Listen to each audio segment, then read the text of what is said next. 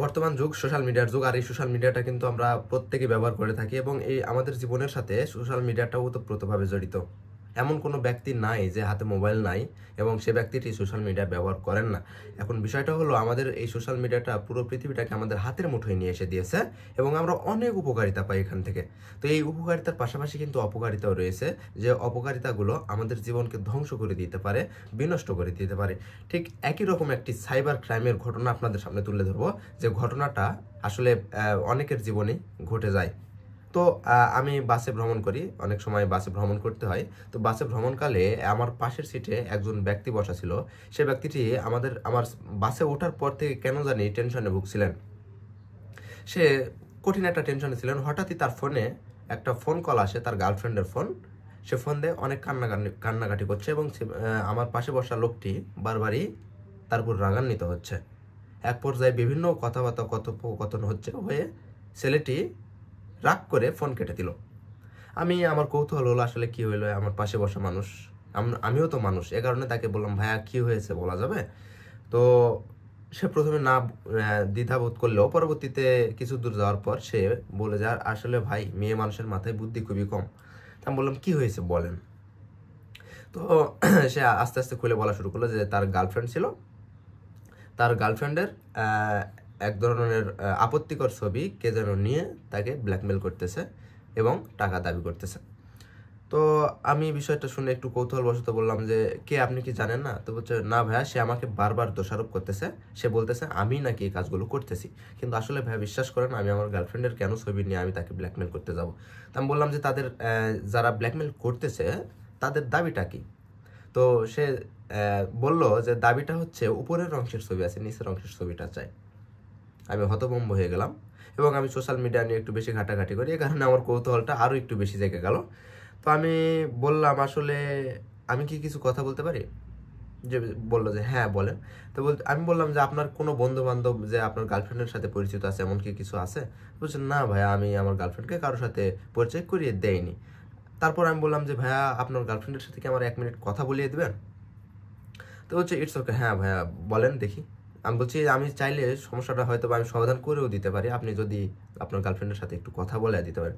তো আমি ফোন দিলাম, ফোন দিয়ে তার সাথে কথা বলতে শুরু করলাম যে, আপু, ভয় নেই, এরকম কোনো সমস্যা হবে না, আপনি কান্নাকাটি করেন না, আপনি আমার বিষয়গুলো খুলে বলেন। তো আস্তে আস্তে বিষয়গুলো খুলে বললো যে, এরকম এরকম কাহিনী ভাইয়া, আসলে আমি বুঝতে পারিনি, এবং আমাকে যেগুলো ছবি দেখাচ্ছে আমি সেই ড্রেসে কোনোদিন ছবি উঠাইও নি। আমি যে সাদা একটা ড্রেস পরে ছবি উঠাচ্ছে বা দেখাচ্ছে, সেই ড্রেসটা বিশ্বাস করেন, আমি সেই ড্রেস পরে কোনোদিন আমি ছবি ক্লিক করি নাই আমার ফোনে। তখন আমি বুঝাইতে চেষ্টা করলাম যে, তুমি যদি ছবি নাই উঠাও তাহলে ছবিগুলো গেল কেমনে?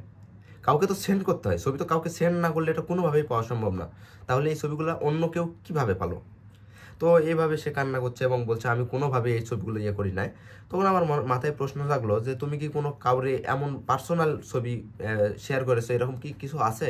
সে বলতেছে, না ভাই, আমি কোনোদিন কাউরে পার্সোনাল ছবি করি নাই এবং আমার এমনকি আমার বয়ফ্রেন্ডের সাথে এমন কোনো সম্পর্ক নেই যে কারণে আমি তার পার্সোনাল ছবি শেয়ার করবো। তাহলে আমি তাকে বললাম যে, তাহলে তুমি কেন তোমার বয়ফ্রেন্ডকে দোষারোপ করতেছো? তখন সে বললো যে, না, আমার সাথে বয়ফ্রেন্ডের সাথে ওতপ্রোতভাবে আমি জড়িত, তাহলে হয়তো বা সেই করতে পারে। তারপর আমি বোঝালাম যে, তোমার ফোন কি অন্য কেউ ব্যবহার করে? তা বলতেছে, না, আমার ফোন আমিই ব্যবহার করি। তো পরবর্তীতে আমি বললাম যে, আপু, তোমার ফোনের যে কোনো একটা গ্যালারির ছবির শেয়ার অপশানে গিয়ে দেখো তো, তুমি এমন কোনো জায়গায় শেয়ার করার অ্যাপস আছে কিনা যে তুমি সেখানে শেয়ার করলে জিনিসটা ঝুঁকিপূর্ণ হয়। তো বারবার সে দেখলো, দেখার পর কিছুক্ষণ পর ফোন দিয়ে বলতেছে, না ভাইয়া, এমন কোনো অ্যাপস আমি দেখছি না যেখানে শেয়ার করলে আমার কোনো রকম সমস্যা হয়। তো এরপর আমি বললাম যে, তুমি শেয়ার অপশানে গিয়ে আমাকে একটা স্ক্রিনশট দাও, আমিও বিষয়গুলো দেখি। তো পরবর্তীতে শেয়ার অপশানে স্ক্রিনশট দিল।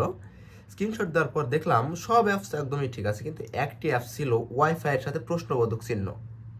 তো ওয়াইফাই মানে যে ওয়াইফাই এর যে কানেকশন থাকে না, সেই কানেকশনের সাথে প্রশ্নবোধক চিহ্ন, এই জিনিসটা নিয়ে খটকা লাগলো যে আসলে এটা কোন অ্যাপস।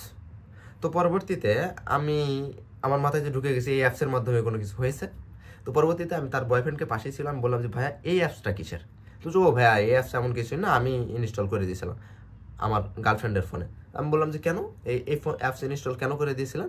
তো বলতেছে, এই অ্যাপসের মাধ্যমে সে কোথায় যায় লোকেশন ট্র্যাক করে আমি তাকে সিকিউরিটির মধ্যে রাখছি।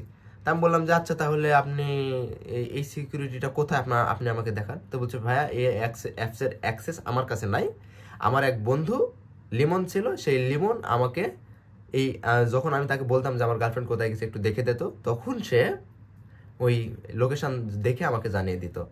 তখন আমার আর বুঝতে বাকি থাকলো না যে আসলে এখানকার যে মাস্টার মাইন্ড, সে মাস্টার মাইন্ড বা আমাদের সাইবার এক্সপার্ট, সেই সাইবার এক্সপার্টটা কিন্তু লিমন সাহেব। তখন আমি তাকে বললাম, তার বয়ফ্রেন্ডকে ভালো করে বুঝিয়ে বললাম যে আপনি যে আপনার বন্ধুকে এতটা বিশ্বাস করেছেন, আপনার বন্ধুই সকল কাজ করছে, তার মানে ওই ফোনের, আপনার গার্লফ্রেন্ডের ফোনের সকল অ্যাক্সেস আপনার বন্ধুর কাছে আছে এবং সে যখন ইচ্ছা তখন আপনার গার্লফ্রেন্ডের ক্যামেরা অন করে সব কিছু দেখতে পারে, সে কোথায় কি করছে, কোথায় যাচ্ছে, সব কিছু। আমাদের হাতে যে ফোনটা আছে, ফোনটা কিন্তু আমাদের কাছে সিকিউর না। হ্যাঁ, যখন ইচ্ছা তখন কিন্তু ক্যামেরা অন হয়ে যেতে পারে, কারণ আমাদের এই ফোনের সব কিছু অ্যালাওয়েন্স বা পারমিশনস কিন্তু অনেক জায়গাতেই দেওয়া হয়েছে। যেমন ফোনের পারমিশনস চাই, ক্যামেরার পারমিশনস, তারপরে লোকেশন পারমিশনস, এগুলো আমরা দিয়ে রাখি। তো এই পারমিশনগুলো দেওয়ার ক্ষেত্রে আমাদের অবশ্যই সতর্ক হওয়া উচিত। এবং আপনারা একটা গুরুত্বপূর্ণ উপদেশ, যে যখন আমরা ড্রেস চেঞ্জ করি বা মেয়েদের, আমাদের মা বোনদের ক্ষেত্রে যখন ড্রেস চেঞ্জ করা হয় তখন মোবাইল কাছে না রাখাই ভালো। বাথরুমে যাইতে আমরা মোবাইল নিয়ে যাই, মোবাইল নিয়ে যাওয়া কিন্তু আপনার জন্য ক্ষতিকর হতে পারে। কেননা আমাদের এই যে অ্যাক্সেসগুলো দেওয়া থাকে, অ্যাক্সেসগুলো থেকে কে কখন হ্যাক করে আপনাকে ব্ল্যাকমেল করবে আপনি কিন্তু বুঝতেই পারবেন না। তো এই কারণেই ফোন কাছে রেখে আমাদের যে ড্রেস চেঞ্জ করা, এটা না করাই ভালো। এবং ড্রেস চেঞ্জ করার সময় একটা ফোনের উপর কাপড় রেখে দিলে কিন্তু হয়ে যায়, এবং ওয়াশরুমে মোবাইল নিয়ে যাওয়া থেকে বিরত থাকাই ভালো। তো এই কারণেই সাইবার অপরাধটা কিন্তু অনেক বড় ধরনের অপরাধ এবং এখানে আপনার জীবনটা নষ্ট হয়ে যেতে পারে। তাই সাবধান থাকবেন, সতর্ক থাকবেন। ধন্যবাদ।